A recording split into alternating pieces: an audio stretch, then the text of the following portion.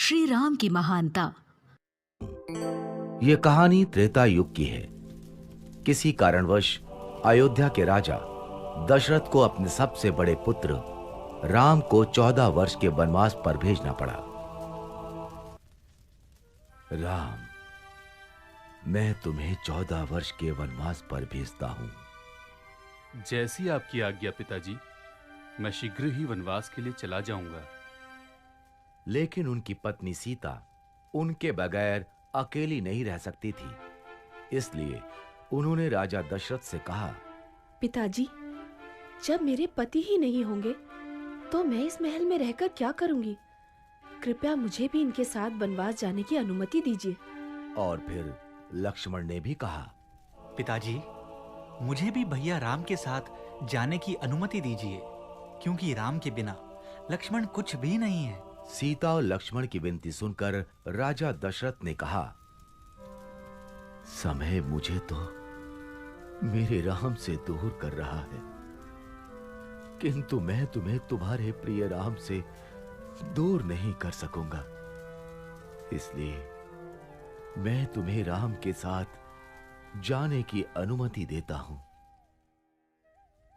कुछ दिनों पश्चात राजा दशरथ से अनुमति पाकर राम, सीता और लक्ष्मण के साथ वनवास के लिए चले गए। वो तीनों वन में कुटिया बनाकर रहने लगे। सब कुछ सही चल रहा था। फिर एक दिन शूर्पणखा नाम की राक्षसी वहां से गुजर रही थी। तभी उसने राम और लक्ष्मण को देखा और सोचने लगी, ये दोनों तो अत्यधिक सुंदर हैं और बहुत बलशाली भी ज्ञात होते हैं। मैं इनमें से ही किसी एक से विवाह करूंगी। ये सोचकर उसने अपनी राक्षसी शक्तियों से एक सुंदर स्त्री का रूप धारण किया और वो राम लक्ष्मण के पास गई। पहले वो राम के पास गई और बोली, हे तेजस्वी युवक, मैं आपके रूप और सौंदर्य से बहुत प्रभावित हूँ और आपसे विवाह करना चाहती हूँ। किंतु मेरा विवाह तो हो चुका है और मेरी पत्नी भी मेरे साथ है। तुम विवाह का प्रस्ताव मेरे अनुज लक्ष्मण के पास ले जा सकती हो। वो इस वन में अकेला है। राम के विवाह से इनकार करने पर शूर्पणखा को बुरा तो बहुत लगा, लेकिन फिर उसने लक्ष्मण को देखा और सोचने लगी, इस युवक ने विवाह से इनकार कर दिया तो क्या हुआ? इसका भाई लक्ष्मण भी इसी की तरह दिखता है। मैं लक्ष्मण से ही विवाह करूंगी।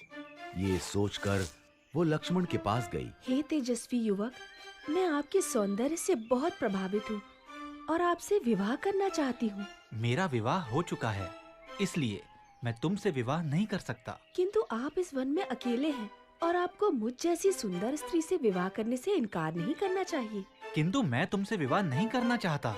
क्यों? क्या आपको मेरा रूप पसंद नहीं आया? ऐसा रूप देखकर तो देवराज इंद्र का भी मन पिघल जाए, तो आपका मन कैसे नहीं पिघला? शूर्पणखा की चिकनी चुपड़ी बातें सुनकर लक्ष्मण को क्रोध आ गया और उसने शूर्पणखा के नाक कान काट दिए। नाक कान कटते ही शूर्पणखा अपने राक्षसी रूप में आ गई।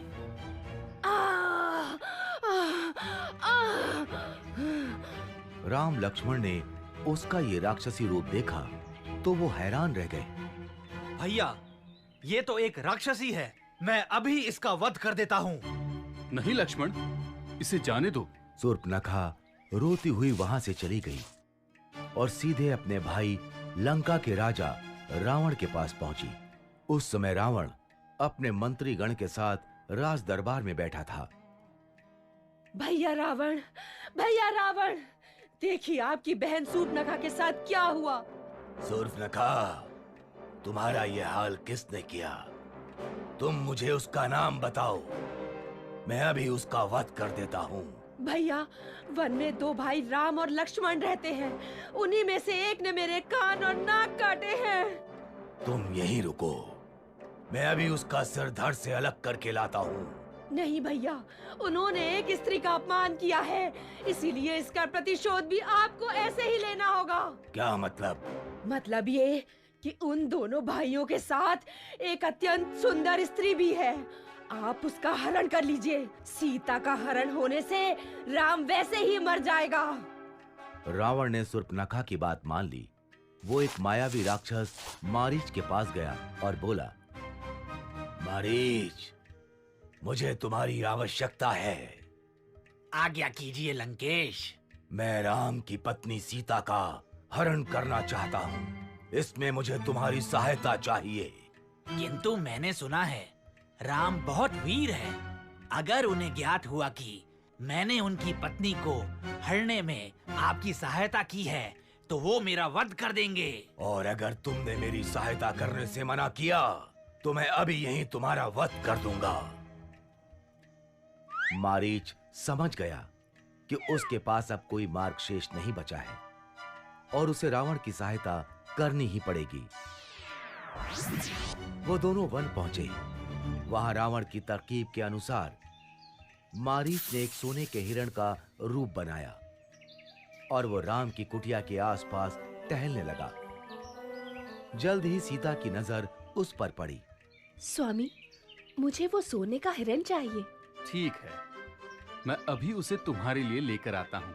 ये कहकर राम अपने धनुष बाण के साथ उस हिरण की तरफ चल दिए। भागते भागते बहुत देर हो गई, लेकिन वो हिरण राम के हाथ नहीं आ रहा था। आखिरकार राम ने धनुष पर बाण चढ़ाया और हिरण की तरफ छोड़ दिया। बाण हिरण को जा लगा। बाण लगते ही मारीच अपने असली रूप में आ गया और आवाज बदलकर राम की आवाज में कराहता हुआ चीखने लगा, सीते, लक्ष्मण! लक्ष्मण, लगता है तुम्हारे भैया किसी संकट में हैं। तुम जल्दी जाओ। लक्ष्मण जानते थे कि ये राक्षसों की चाल है, लेकिन वो सीता को मना नहीं कर सकते थे। इसलिए उन्होंने कुटिया के बाहर बाण से लक्ष्मण रेखा बनाई और सीता से बोले, माता जो भी हो, आप इस लक्ष्मण रेखा से बाहर मत आना। और वो आवाज की दिशा की तरफ चल दिए। लक्ष्मण के जाते ही रावण वहां आया और तपस्वी का रूप धारण कर सीता की कुटिया पर पहुंचा।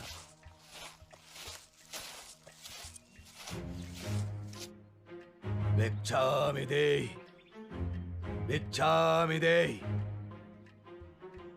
ये लीजिए ऋषिवर, भिक्षा स्वीकार कीजिए। रावण भिक्षा लेने के लिए आगे बढ़ा।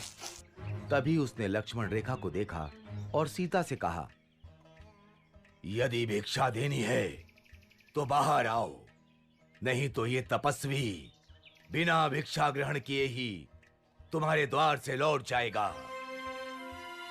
सीता किसी तपस्वी को खाली हाथ नहीं जाने दे सकती थी, इसलिए वो लक्ष्मण रेखा से बाहर आईं। उनके ऐसा करते ही रावण ने उन्हें पकड़ लिया और वो अपने असली रूप में आ गया।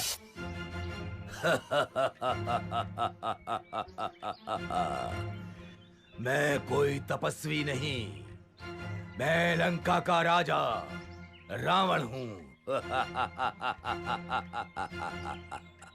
और रावण सीता का हरण कर उन्हें लंका ले गया। जब राम और लक्ष्मण को सीता के हरण का पता चला तो उन्होंने सीता की खोज आरंभ कर दी। खोज करते करते उनकी मित्रता हनुमान, सुग्रीव, जामवंत और विभीषण जैसे महान और वीर योद्धाओं से हुई। और जब उन्हें यह ज्ञात हुआ कि रावण सीता का हरण कर उन्हें लंका ले गया है, तो उन्होंने वानर सेना के साथ लंका पर चढ़ाई कर दी। पहले राम ने कुंभकर्ण को मारा,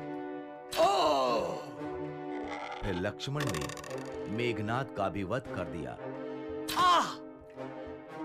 और अंत में रावण और राम का युद्ध आरंभ हुआ। रावण बहुत मायावी था। वो अपनी मायावी शक्तियों से युद्ध कर रहा था।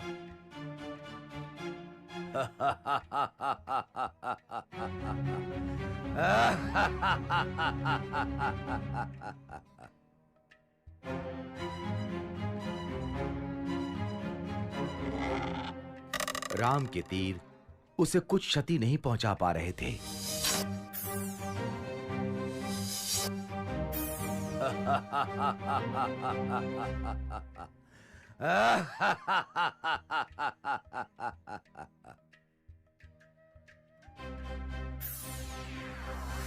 यहाँ तक कि राम ने रावण का सिर भी धड़ से अलग कर दिया, किंतु ऐसा करते ही अगले ही क्षण उसका एक नया सिर आ जाता था।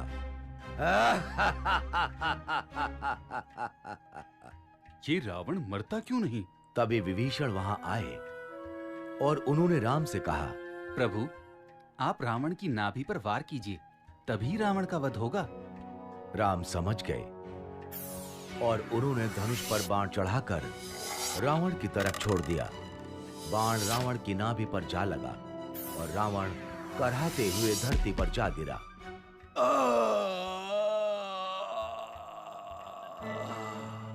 इस तरह राम ने रावण का वध किया और सीता को लंका से छुड़वा लिया।